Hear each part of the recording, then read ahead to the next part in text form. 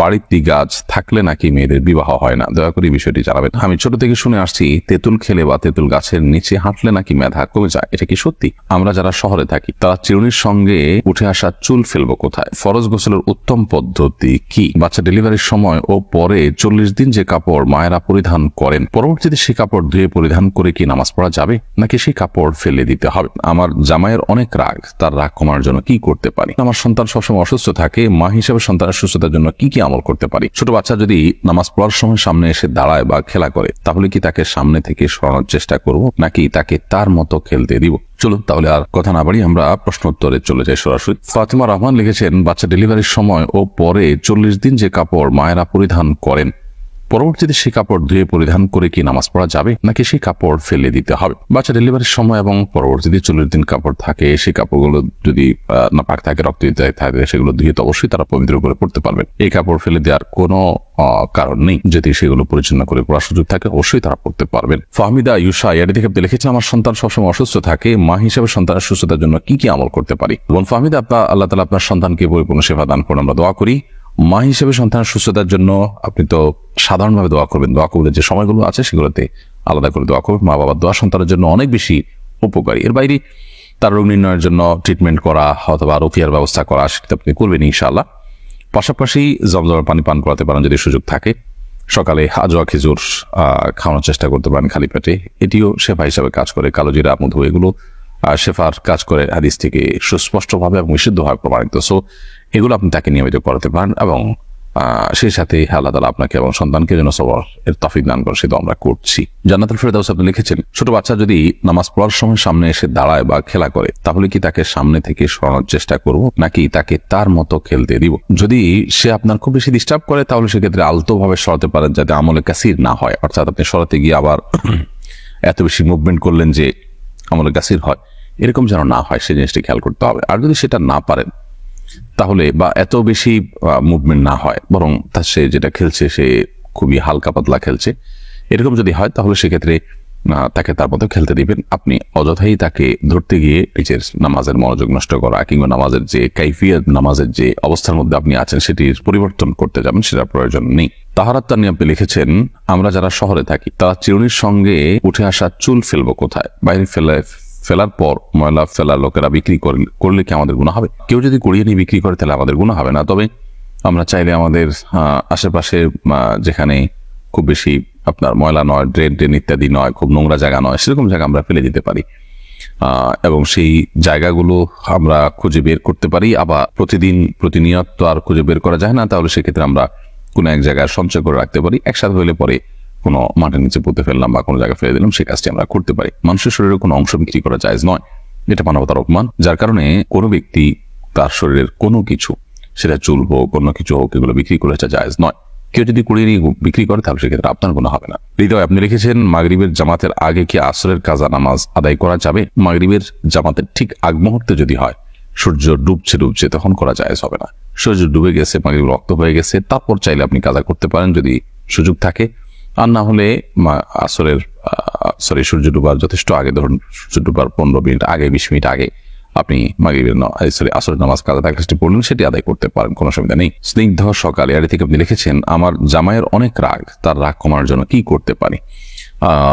বদমেজাজ বা রাগ, ক্রোধ, এটিকে নিয়ন্ত্রণ করবার জন্য বা এটাকে দমন করবার জন্য প্রথমত আউযু বিল্লাহি মিনাশ শাইতানির রাজিম এটির পাঠ খুব বেশি কার্যকর।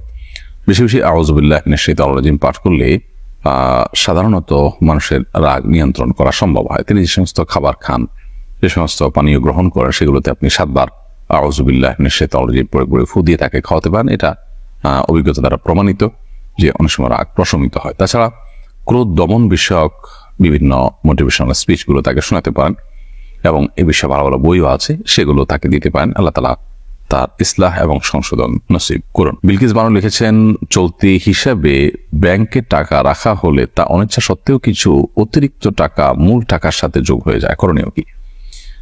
অতিরিক্ত যে টাকাটা যুক্ত হয় আপনার সুদী ব্যাংকে, সেই টাকা আপনি সওয়াবের নিয়ত করা ছাড়া কোনো গরিব মানুষদেরকে দান করে দিবেন। আর সাধারণত চেষ্টা করবে ইসলামী ব্যাংকিং এর সাথে যুক্ত থাকা। ইসলামী ব্যাংকিং এর সাথে যুক্ত থেকেও যে অতিরিক্ত টাকা পান সেটাও নিজে ভোগ না করাটাই হলো নিরাপদ। সেটা কোনো গরিব মানুষকে সওয়াবের নিয়াত করা ছাড়া দান করে দিবেন, ইনশাআল্লাহ আপনি দায়মুক্ত হবে। রিজন হাসান তাসনিম আপনি লিখেছেন, নিজের হায়াত থেকে বাবা মা অথবা প্রিয়জনের হায়াত বাড়িয়ে দেওয়ার দোয়া করলে কি গুনাহ হবে? এরকম দোয়া আসলে কোনো অর্থবহ দোয়া নয়, কারণ আসলে আপনার হায়াত থেকে বাড়িয়ে আরেকজনকে দিবেন বা কেউ কারোর হায়াত থেকে কমানো হবে, আরেক জায়গায় প্লাস করা হবে, মাইনাস করা হবে, এরকম কোনো অপশন নেই, আসলে আমাদের হাতে অন্তত নেই। আল্লাহ সুবহানাহু ওয়া তাআলা প্রত্যেকের জন্য যা বরাদ্দ রেখেছেন তিনি তাই ভোগ করবেন, কারণ সুন্নাহ সেটাই বলে। অতএব এরকম দোয়া করা অমূলক দোয়া, এই দোয়া অর্থবহ কোনো দোয়া নয়।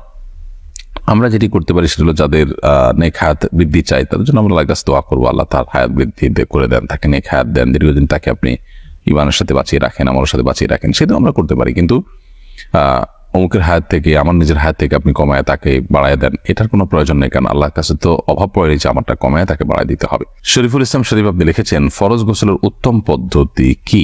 ফরজ গোসলের উত্তম পদ্ধতি সুন্নাহসম্মত পদ্ধতি, সেটাই উত্তম পদ্ধতি। আর সুন্নাহসম্মত পদ্ধতি হলো যে শরীরের কোনো জায়গায় অথবা কাপড়ে নাপাক লাগলে প্রথমে সেই জায়গাটাকে আলতো করে ধুয়ে ফেলতে হবে, পরিষ্কার করে ফেলতে হবে। এরপর শরীর এবং কাপড়ের উভয় জায়গার নাপাক জায়গাটাকে ধুয়ে ফেলার পর আপনি 2 হাতের কবজি 3 বার ধুয়ে কুলি করে নাকে পানি দিয়ে মুখ ধুয়ে 3 বার ঠিক ওযু করার মতো করে মুখ হাত ধুয়ে মাথা মাসে করে ওযু করবেন। শুধুমাত্র ওযুর যে পাও ধোয়ার কাজ সেটা বাকি রেখে এবার আপনি গোসল করে ফেলবেন। গোসল করে আপনি ওয়াশরুম থেকে বেরিয়ে আসার সময় পাও টাকনো পর্যন্ত ধুয়ে বের হয়ে যাবেন। তাহলে সেক্ষেত্রে এটি হলো সুন্নাহসম্মত গোসল, অর্থাৎ ওযু এবং গোসল একসাথে হয়ে গেল এই নিয়মে। আর এই নিয়মের ব্যত্যয় করে যদি আপনি ফরজ গোসল করেন তাহলে সেক্ষেত্রে গোসল হয়ে যাবে, কিন্তু সুন্নাহসম্মত না হওয়ার কারণে গোসলটা কারণে আপনি আলাদা সওয়াব পাবেন না, সুন্নাহ আদায় করার সওয়াব পাবেন না। আর ফরজ গোসলের ক্ষেত্রে মনে রাখতে হবে যে 3 বার কুলি করা এবং গড়গড়া করে কুলি করা, যদি রোজাদার না হন। রোজাদার হলে সেক্ষেত্রে গড়গড়া করবেন না, রোজাদার না হলে গড়গড়া করে কুলি করবেন এবং নাকে পানি দিবেন, যতটুকু সম্ভব নাকে পানি দিয়ে নাক ঝাড়বেন। তো এই কাজগুলো করে আপনি গোসল সম্পন্ন করবেন। তানজিম যারা আপনি লিখেছেন, আমি ছোট থেকে শুনে আসছি তেঁতুল খেলে বা তেঁতুল গাছের নিচে হাঁটলে নাকি মেধা কমে যায়, এটা কি সত্যি?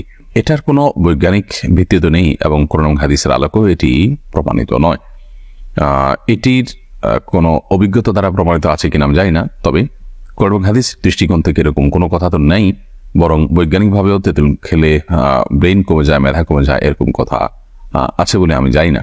বিষয়টি আমি মানে কিছুটা ঘাটার চেষ্টা করেছি, তবে এরকম কোনো বিষয় আমার চোখে পড়েনি। বিষয়টিকে আপাতদৃষ্টিতে কুসংস্কারই মনে হয়।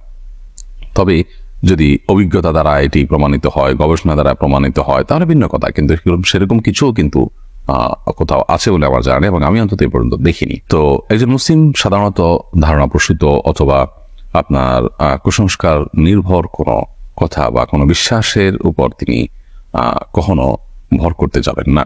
সময় আইডি থেকে আপনি লিখেছেন, বাড়িতে মেহেদি গাছ থাকলে নাকি মেয়েদের বিবাহ হয় না, দয়া করে বিষয়টি জানাবেন। এই ধরনের হাস্যকর এবং কুসংস্কারের জন্য কথাও আমাদের সমাজে আছে, আমার তো ভাবতে অবাক লাগে। মেহেদি গাছ নেই এরকম বাড়ি তো গ্রামে গঞ্জে খুব কমই আছে, তাহলে সেখানকার মেয়েরা কি সবাই তো আছে?